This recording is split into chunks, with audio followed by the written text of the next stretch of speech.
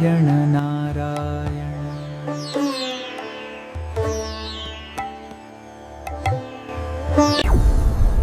नारद, आ गए तुम?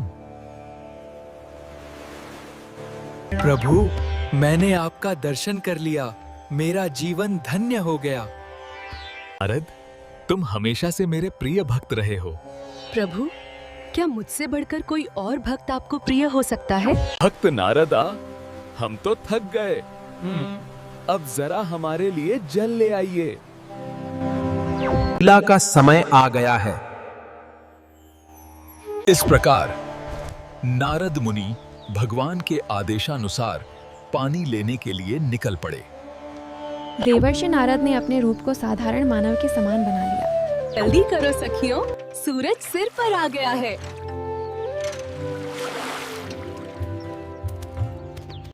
मनुष्य रूप में उन्होंने पहली बार संसार की सहज सुंदरता को महसूस किया। तभी उनकी दृष्टि एक कन्या पर पड़ी। कौन आया है? पर मोहक उसके नयन, उसकी मुस्कान और उसकी सरलता ने नारद के हृदय में कुछ नया जगा दिया।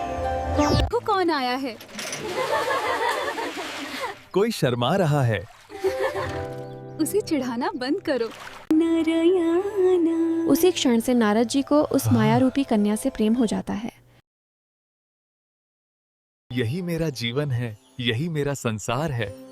ईश्वर की कृपा से मुझे सब कुछ मिल गया है। समय बीतता गया और नारद ने उसी कन्या से विवाह करने के लिए उसके पिता विवाह की बात की।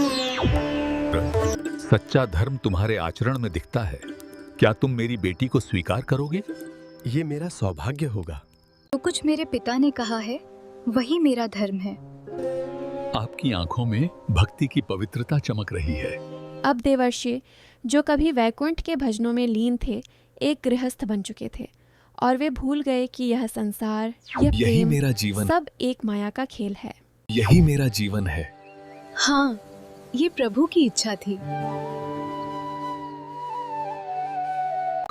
मैंने ये सुख भक्ति से प्राप्त किया है। कोई भगवान मुझसे बड़ा नहीं है। आप वास्तव में भगवान को प्यारे हैं।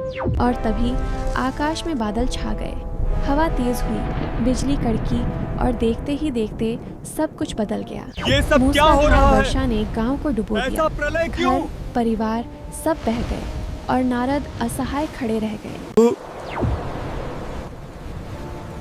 आपने मुझसे सब कुछ क्यों छीन लिया?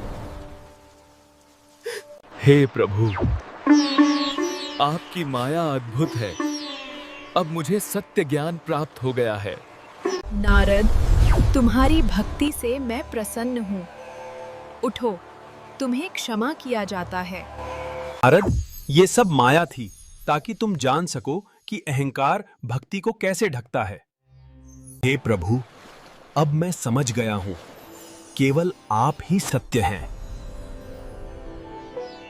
बिना आपकी कृपा के कोई कुछ नहीं जान सकता प्रभु।